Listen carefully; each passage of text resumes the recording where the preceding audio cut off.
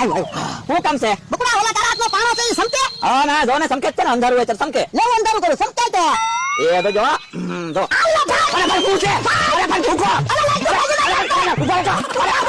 મને મૂકો ના ભાઈ પારસ મને લઈ ભાઈ ઓલા પારસ મને લઈ જાય બહાર જાવ મૂકો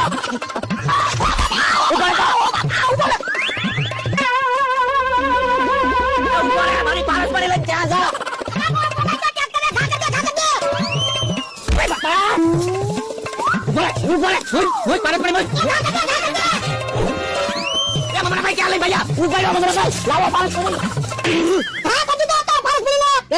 મમરાભાઈ લઈને ગયા